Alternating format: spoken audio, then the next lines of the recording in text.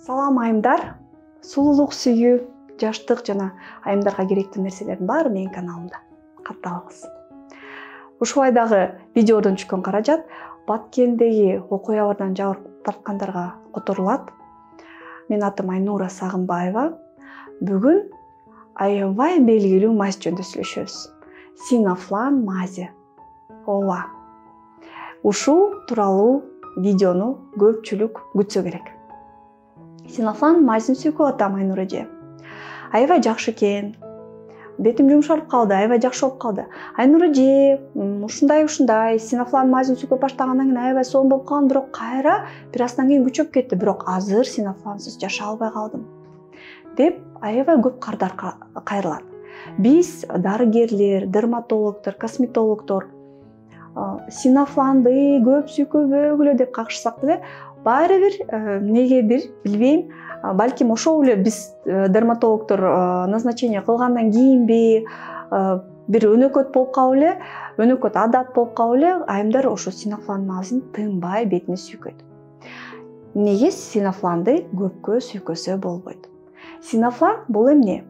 Бул гормоналдык мазь. Фтордолгон гормоналдык мазь. Гормон деген эмне? Гормон деген биздин организмибиздеги эң күчтүү зат. Бул химиялык зат организмдеги бүт процесстердин баарын контролдойт.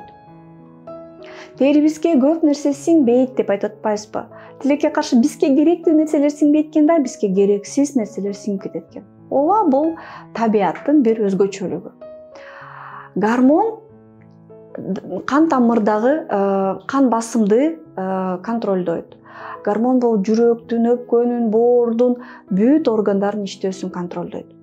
Гормондор, эгерде биз согушту элестетип атсак, биринчи мынтыктары, тапанчалар кетет, анан чоң бомбалар кетет го. Ошо гормондор бул биздин организмибиздин бомбалары. Ошол эле бизге дарыланууга сунушталган гормондор бул бомбалар. Эгерде антибиотиктер, башка нерселер жардам бербей атса, сезгенүүгө каршы дарылар жардам бербей атса, ошо бомбаларды гормондорду ыргытабыз. А сиздер болсо кыздар, кичинекей бир нерсе чыкса эле ошол синофлан, адвантан, лоринден, таракот иши толтура маздарды сүйкөп баштайсыңар. Кайсы учурда ошол эле синофлан жана башка гормоналдык маздарды сүйкөсө болот?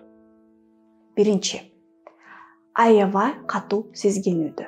Эгерде дерматолог сиздерге ушундай диагноз койсо, дерматит деген диагноз койсо, ошол учурда болот. Экзема болот. Ар кандай түрлүү фотодерматит, аллергиялык дерматиттерде болот. Кайсы учурда болбойт? Безетки болбойт, демодекоз болбойт. Ар кандай түрлүү, мисалы, инфекциялык ооруларда болбойт. Ошол эле стрептодермия, стафилодермия, фурункул, карбункулдарда бул нерсе болбойт. Канча сүйкөсө болот синофланды? Ашып кетсе 3 күн. Эгерде өнөкөт тери оорулар болсо, көпкө чейин беребиз, бирок аларды дерматологдун көзөмөлүндө, мисалы эле ошол эле псориаз, экземага биз көпкө чейин беребиз гормоналдык маздарды. Дерматологдун контролунда жана башка, мисалы ошол эле салицил мази менен кошо беребиз. Ошол эле ички аппаратты дарылоо менен беребиз. Кадимкидей эле угри, купироз, бетим кургак болуп атат, бетиме бир нерсе чыгып атат, өзүм түшүнбөйм, бир эмне чыккан, андайларга болбойт. Эмне үчүн болбойт? Патофизиология жана патоанатомияга кайрылсак. Синофлан бул гормон. Гормон бул бомба. Ошол себептен териге башка ресурс жетпей калат. Пандемия учурунда врачтар какшап эле келе жатат. Күчтүү антибиотиктерди албагыла. Биринчи дарылоону жеңилден баштагыла. Эмне себептен? Организмге башка учурда ошол нерселер жардам бербей калат. Мисалы, ошол эле грипптерди аябай күчтүү нерселер менен дарыласак, кийин чын эле коронавирус болгондо көп нерсе жардам бербей калат. Ошондой тери дагы. Эгерде дароо эле күчтүү антибиотик же гормоналдык маздар менен баштасак, кийин тери эч нерсеге жооп кайтарбай калат.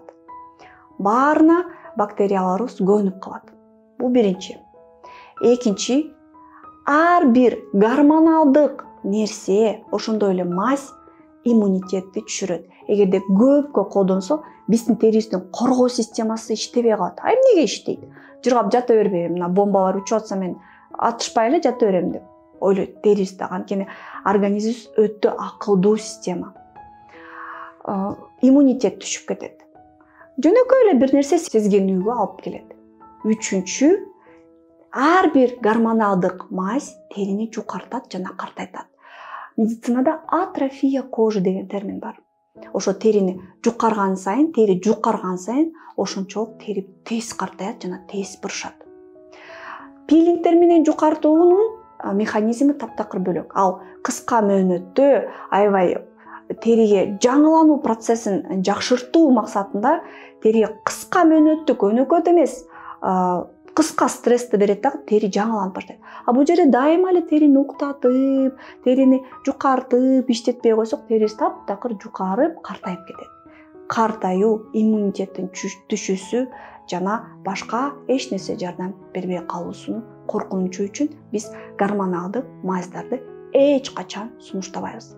Көбүнчө кандай болот? Бир нерсе чыкты, анан синофлан сүйкөп көрчү деп айтат. Курбусу, таанышыбы, анан синофлан сүйкөйт, сонун болуп калат да бети. Бир нече убакыттан кийин синофлан дагы жардам бербей калат. Эмне кылат? Синофланды алып салса таптакыр кызарып, бушарып бир нерселер чыгып кетет. Синофлансыз да жашай албайт, синофлан менен да жашай албайт. Наркоман сыяктуу болуп калат. Мен илгертен эле айымдарга түшүндүрүп бергенде, гормоналдык мазьдар бул теринин наркотиги. Аны колдоно турган учурлар бар, колдонбой турган учурлар бар. Эгерде сезген болсо 3 күндөн ашырбоо керек. Эгерде өнөкөт оорулар болсо, дерматологдун консультациясы менен колдонуу керек. Эч качан өз алдынча бул мазьдарды колдонууга болбойт. Анткени bundan кийин көп 1 жыл, 2 жыл, 1 ай колдонгондор бар. Алар синофлансыз жашай албай калат. Андан чыгаруу наркоманды ломка менен чыгаруу сыяктуу эле болуп калат да. Синофланды алып салганда, ошол эле гормоналдык мазьды алып салганда беттери шишийт, кызарат, бир нерсенин баары чыгат. 1 ай кыйналат адам.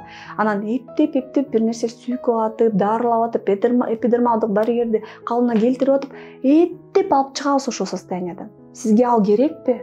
Кереги жок. Ошол себептен, урматтуу айымдар, билбеген нерсени, өзгөчө дарыканада сатылып аткан нерсени, гормоналдык нерсени колдонбоо зарыл. Менин видеом жазса, сөзсүз комментарий жазыңыз, лайк коюңуз, перепост кылыңыз жана албетте каналыма катталыңыз.